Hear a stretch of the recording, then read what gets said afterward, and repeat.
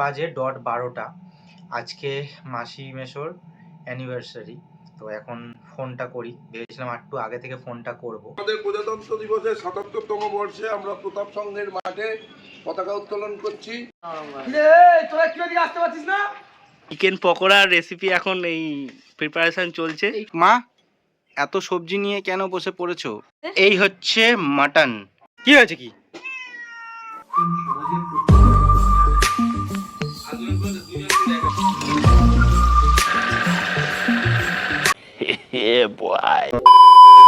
এখন বাজে ডট 12টা। আজকে মাসি মেশোর অ্যানিভার্সারি, তো এখন ফোনটা করি, ভেবেছিলাম একটু আগে থেকে ফোনটা করব, কিন্তু সেই 12টা বেজে গেল, নয়তো ডট 12টার সময় ফোনটা করতাম।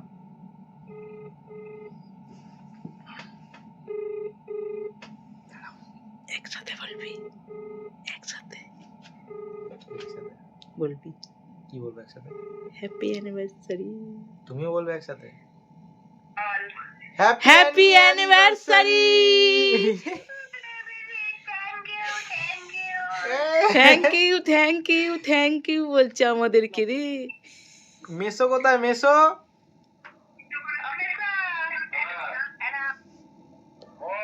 Happy anniversary. Happy happy anniversary. দাঁড়াও, মা বলবে, দাঁড়াও দাঁড়াও দাঁড়াও। Happy anniversary. কি খাচ্ছো? কি খাচ্ছো? কালকে কি প্ল্যান? হ্যাঁ, শুভ জিজ্ঞাসা করছে। মাসি আর মেসো দু একদিনের মধ্যেই কিন্তু আসবে, আসলে তোমাদের অবশ্যই দেখাবো, কিন্তু সবার প্রথমে একটা হ্যাপি অ্যানিভার্সারি বলে কমেন্ট করে দিও। তুলবে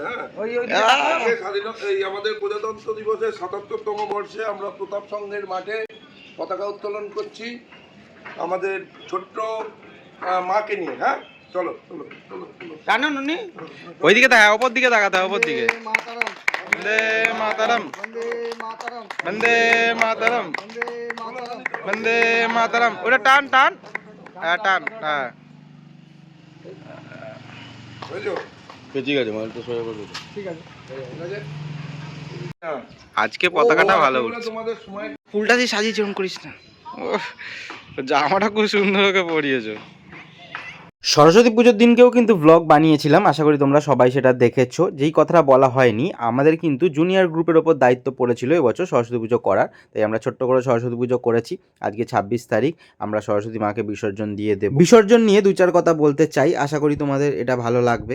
আমরা সরস্বতী মাকে গঙ্গাঘাটের পাশে গাছতলায় রেখে দিয়ে আসলাম, এই কথা নিয়ে দু চার কথা বলতে চাই।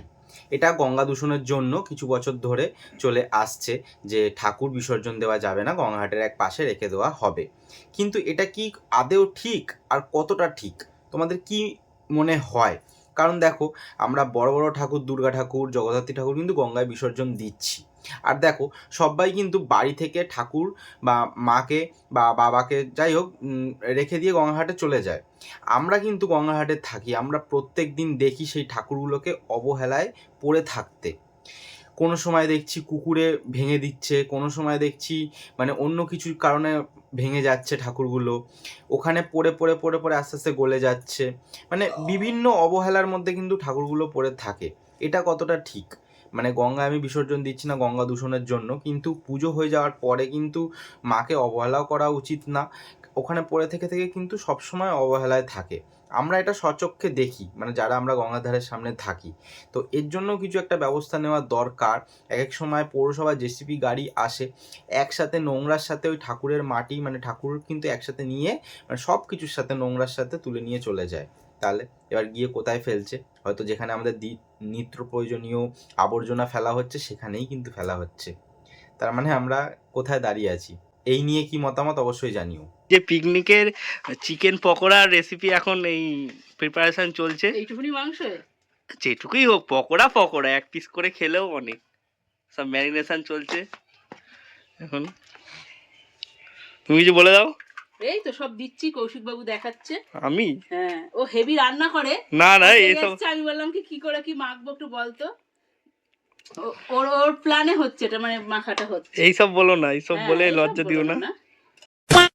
এখন দেখতে পাচ্ছ মা অনেক কিছু নিয়ে বসে পড়েছে। তো মা, এত সবজি নিয়ে কেন বসে পড়েছো? আজকে আমাদের ফ্যামিলি পিকনিক। আচ্ছা, তো বুঝেছো? হবে তো হচ্ছে রাত্রিবেলাতে, এখন থেকে বসে পড়েছো? এখন দুপুর হয়ে গেছে, না জোগাড় করে রাখলে হবে, আবার খাওয়া দাওয়া করবো, একটু রেস্ট পাবো না।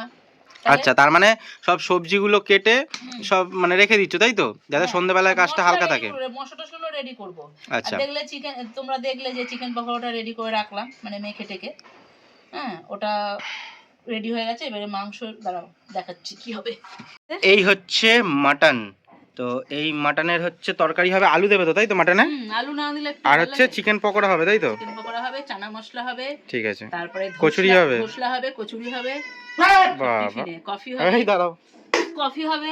ঠিক আছে, দেখাতে পারবো কতটা জানি না, দেখাবো, চেষ্টা করব। কি হয়েছে কি? এখন রয়েছি গ্যাস টেবিলের সামনে, মা করছে সন্ধ্যের টিফিন। এখন সময় 7:15-20 মতন। আমরা এখন সবাই মিলে কি খাবো সেটা তো একটু বাদেই তোমাদের দেখাচ্ছি। তার আগে মা কি করছে সেটা তোমাদের দেখাচ্ছি, তাহলে অনেকটা বুঝতে পারবে যে আমরা কি টিফিন খেতে চলেছি। এইবার অনেক কিছু আজকে মেনু আছে, সবটা তোমাদের অল্প অল্প করে দেখাবো। আমরা নিজেদের মধ্যে করছি, আমরা বাড়ির মানে 3 জন রয়েছি, আর বয়স্ক লোকজন রয়েছে 2 জন। তো সবটা দেখাবো নরমভাবে, কি কি রান্না করছি, মানে কি কি মেনু হবে সেটা অল্প বিস্তর তোমাদের সামনে তুলে ধরবো। যে মাকে দেখতে পাচ্ছ তোমরা, আর ওরে বাবারে চড়বার চড়বার করে আওয়াজ হচ্ছে। তো আশা করি এবার বুঝতে পারছো কি হচ্ছে। মায়ের মধ্যে কি পুর দিয়েছো? না না, ও নর্মাল, ওটাই ঠিক আছে। এই তো যে ভাজা হচ্ছে এটা হচ্ছে লুচি। এটা হচ্ছে চানা মশলা হচ্ছে। আচ্ছা, আর হচ্ছে আছে পনির চপ। এটা কি জানো? ধোকলা। ধোকলা কাকা খাবে। ধোকলা রয়েছে, লুচি হচ্ছে, লুচির সাথে কি আছে? চানা মশলা করেছি, যা ঘরে। চানা মশলা, ঠিক আছে দেখাচ্ছি। ওরে সাবাস, দেখেই তো মনে হচ্ছে অনুষ্ঠান বাড়ির মতন হয়েছে। জিও জিও এসে গো, কি মনে হচ্ছে? ফুলুরি তো? হ্যাঁ, এটা ফুলুরি, পনির চপ। পনির চপ। ও আচ্ছা, ঠিক আছে। আজকে অনেক কিছু খাবার খেতে হবে, শুরুটা লুচি তরকারি আর পনির চপ দিয়েই হোক। তোমরা 26শে জানুয়ারি কেমন ভাবে কাটালে অবশ্যই কিন্তু কমেন্ট করে জানিয়ে ফেলো। আমরা ততক্ষণে টিফিনটা খেয়ে নিই। ওকে।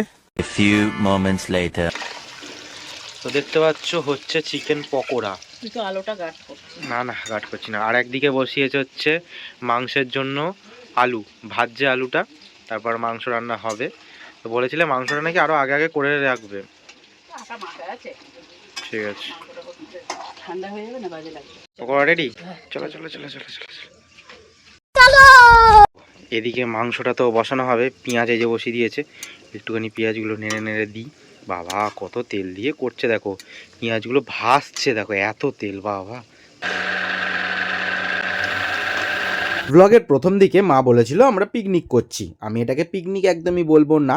আমরা 5 জন মিলে খাওয়া দাওয়া করবো একসাথে, মা তার জন্য রান্না করছে। কারণ দেখো, পিকনিকে কিন্তু সবাই একসাথে গিয়ে বাজার দোকান করা হয়, একসাথে রান্না বান্না করা হয়, একসাথে নাচ গান করা হয়, একসাথে আনন্দ করা হয়। এখানে মা রান্না বান্না করছে, আমরা খাওয়া দাওয়া করবো। 1 hour later.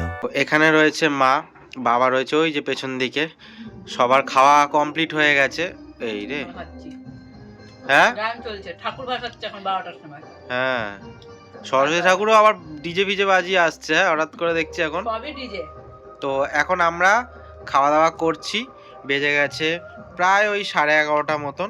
আর লাস্ট যে কথাটা বলবো, রান্নাগুলো অসাধারণ হয়েছে, বিশেষ করে খাসির মাংস মানে সত্যিই খুব ভালো হয়েছে। আমি মার অনেক সময় পিছনে লাগি, বলি যে এই রান্না ভালো হয়নি, ওই রান্না ভালো হয়নি, কিন্তু মাংসটা অসাধারণ, মানে দারুণ হয়েছে। কিন্তু ব্লগটা দারুণ হয়েছে কিনা অবশ্যই জানিও।